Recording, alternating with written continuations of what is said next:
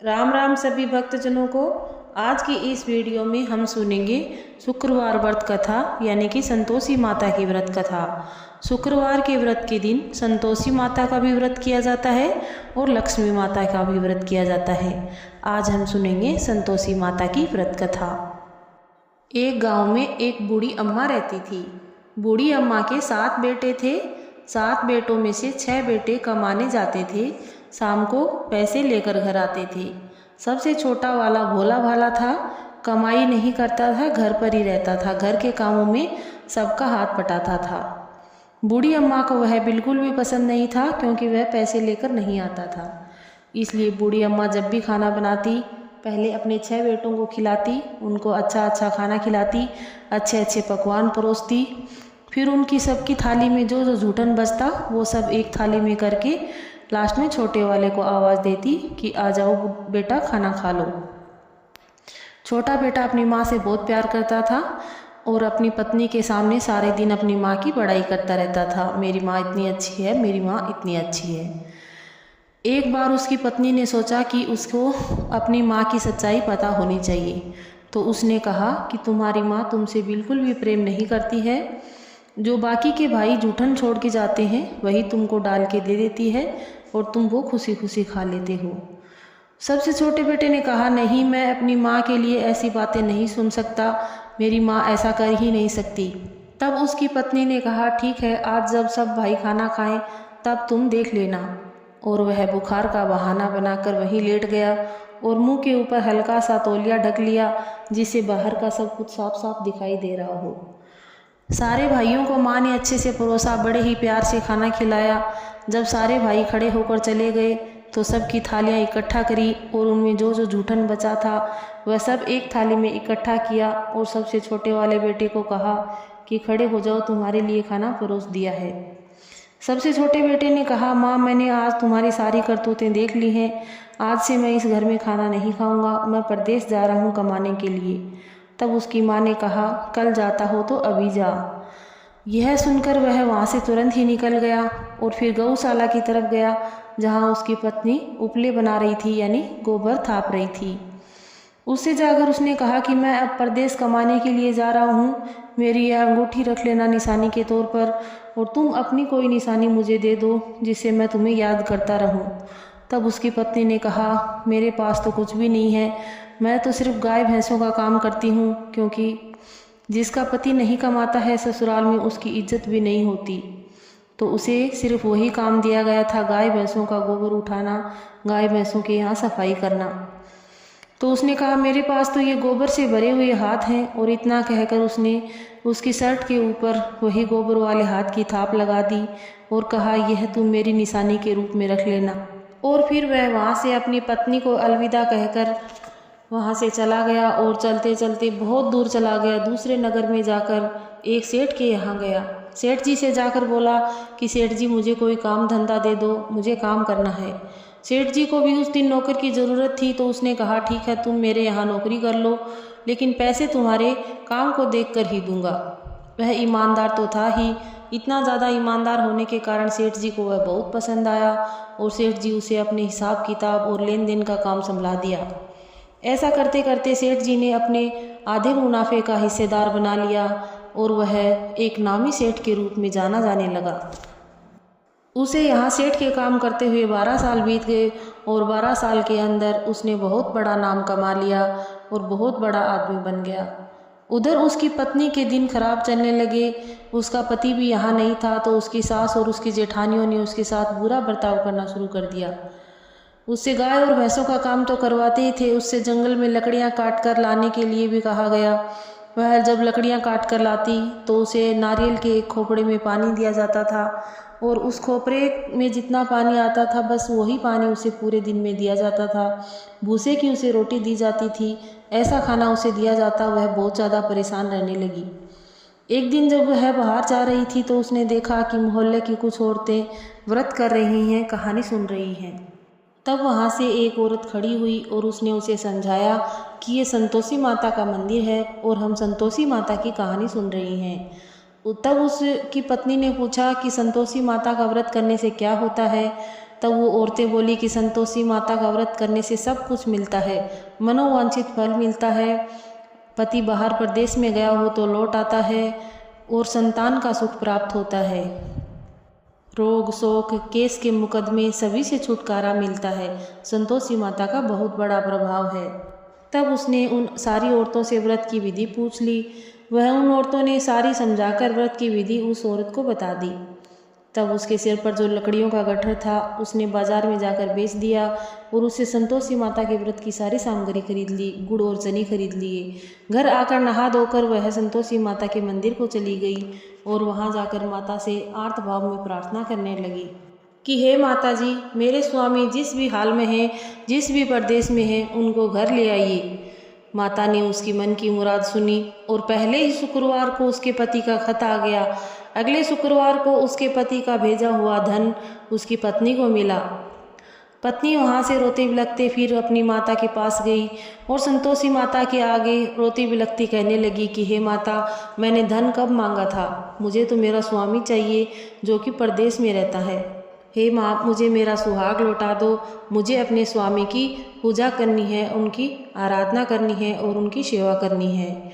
ऐसा सुनकर माता प्रसन्न हो गई और माता ने कहा, हे बेटी, तुम घर जाओ, जल्द ही तुम्हारे पति तुम्हारे पास आएंगे। ऐसा सुनकर वह खुशी खुशी घर आ गई और अपने घर के कामकाज में लग गई। उधर प्रदेश में रह रहे उसके पति को रात में माता ने दर्शन दिया और कहा कि तुम अब अपने घर जाओ, तुम्हारी पत्नी तुम्हें बहुत याद कर रही है।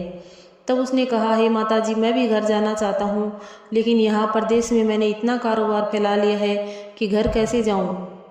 तब माता जी ने कहा, तुम सुबह जल्दी उठकर मेरा नाम लेकर घी का दीपक जलाना और दुकान पर बैठ जाना। उसने ऐसा ही किया। संतोषी माता का नाम लेकर घी का दीपक जलाया और दुकान पर बैठ गया। देखते ही देखते सारे लेन देन सलट गए। जो लेने वाले थे वो ले गए, देने वाले थे वो दे गए। धन का भंडार भर गया और वह सारा धन इकट्ठा करके अपने नगर की ओर चला। उधर उसकी पत्नी हर रोज़ माता जी का नाम लेकर पूजा पाठ करती, लकड़ियाँ काट कर लाती और उनसे कुछ लकड़ियाँ बेचकर माता जी के लिए व्रत रखती थी। एक दिन वह माता जी के मंदिर में बैठी हुई थी, तब बहुत भगदड़ मची हुई थी, धूल उड़ रही थी। तब उसने पूछा, हे माता जी, आज ये धूल कैसी उड़ रही है? माता जी ने कहा, हे बेटी, आज परदेश से तेरा पति लौट रहा है। तुम ऐसा करना, लकड़ियों के आज 3 गट्ठर बनाना। एक गट्ठर तुम नदी के किनारे रख देना, एक गट्ठर तुम यहाँ रख देना और एक गट्ठर तुम घर के बाहर ले जाकर अपनी सास से कहना और उसी आवाज़ में बोलना कि जैसे तुम रोज़ बोलती हो, लो सासू जी, लकड़ियों का गट्ठर लो, भूसे की रोटी दे दो और नारियल के खोपरे में पानी दे दो। घर जाकर उसने संतोषी माता के कहे अनुसार ही किया। लकड़ियों का गट्ठर रखकर बोली, ले लो सासू जी, लकड़ियों का गट्ठर ले लो, नारियल के खोपरे में पानी दे दो और भूसे की रोटी दे दो। यह सुनकर सास दौड़ी दौड़ी बाहर आई और अपनी सारी बातों को छिपाने के लिए अपनी बहू को बोली कि बेटी, आज तुम्हारा पति आया है, जल्दी से अंदर आओ, मीठे भात का भोजन करो, सुंदर सुंदर कपड़े और गहने पहनो। तभी बुढ़िया का छोटा बेटा बाहर निकल कर आया और कहा कि हे माँ, ये कौन है? इसके हाथ में जो मेरी अंगूठी मैंने अपनी पत्नी को दी थी वह इसके हाथ में कैसे आई? तब उसकी माँ ने बताया कि बेटा, ये तेरी बहू है, 12 बरस हो गए, ये घर का कोई भी काम नहीं करती है, पूरे दिन बाहर घूमती रहती है। तब उसके लड़के ने कहा कि माँ, मैंने इसे भी देखा है और तुम्हें भी देखा है, मैं दोनों को बहुत अच्छे से जानता हूँ। तुम ऐसा करो, मुझे दूसरे घर की चाबी दे दो, मैं और मेरी पत्नी वहीं रहेंगे। ऐसा सुनकर बहू की सास ने चाबियों का गुच्छा पटक दिया और कहा, जैसी तुम्हारी मर्जी। बेटे ने चाबियों का गुच्छा उठाया और दूसरे घर में अपना सारा सामान लगा लिया और वहाँ खुशी से रहने लगा। और जैसे ही घर में सामान जमाने लगा, उसका घर पूरा राजमहल के जैसे सज गया और उसके घर में राजा जैसे ठाट बाट हो गए। उसके बाद जब अगला शुक्रवार का व्रत आया, तब उसकी पत्नी ने अपने पति से कहा कि आज मुझे शुक्रवार के व्रत का उद्यापन करना है, संतोषी माता ने मुझे सब कुछ दे दिया है। तब उसके पति ने कहा कि खुशी खुशी करो। फिर वह व्रत के उद्यापन की तैयारियों में जुट गई और अपने जेठ के बेटों को जिमने के लिए न्योता भिजवा दिया। जेठानियों ने अपने बच्चों को सिखा पढ़ा दिया कि तुम खाना खाते ही खटाई मांगना, और वो नहीं दे तो बाहर से लेके खटाई खा लेना। इस तरीके से उसके व्रत का उद्यापन कभी भी पूरा नहीं होगा। लड़कों ने ऐसा ही किया। खाना खाते ही वो अपनी चाची से खटाई मांगने लगे। तब उसने कहा, नहीं नहीं, आज मैं तुम में से किसी को भी खटाई नहीं दूंगी। आज खटाई नहीं खाते हैं, संतोषी माता का व्रत है। तब लड़कों ने कहा, अच्छा ठीक है, तो फिर हमें कुछ पैसे दे दो। वह भोली भाली थी, उनकी चाल को नहीं समझ सकी और उसने सारे बच्चों को पैसे दे दिए। बच्चों ने उनके पैसे से जब खटाई खाई तो संतोषी माता को बहुत गुस्सा आ गया और संतोषी माता अपना क्रोध दिखाने लगी। उधर राजा के दूत आए और उसके पति को पकड़ कर ले गए। वह भोली भाली स्त्री रोती बिलखती संतोषी माता के द्वार पर पहुंच गई। संतोषी माता उसे देखते ही गुस्सा होकर आग बबूला होकर कहने लगी कि तुमने मेरा व्रत खंडित किया है। तुम इतनी जल्दी सारा कुछ भूल गई। मैंने तुम्हें इतना कुछ दिया और तूने उद्यापन वाले दिन लड़कों को खटाई खिला दी। उसने कहा, नहीं नहीं माता जी, मैंने ऐसा कुछ भी नहीं किया है। मैंने अज्ञानवश बच्चों को कुछ रुपए दे दिए और उन्होंने बाहर जाकर खटाई खा ली, लेकिन आगे से मैं ऐसा नहीं करूँगी। मुझे एक मौका और दे दो।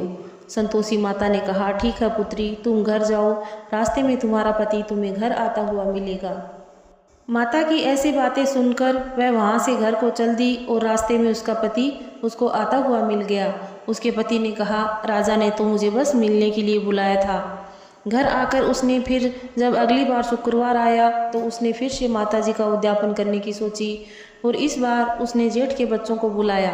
जेठानियों ने फिर से बच्चों को सिखा दिया और कहा कि तुम जाते ही खटाई मांगना।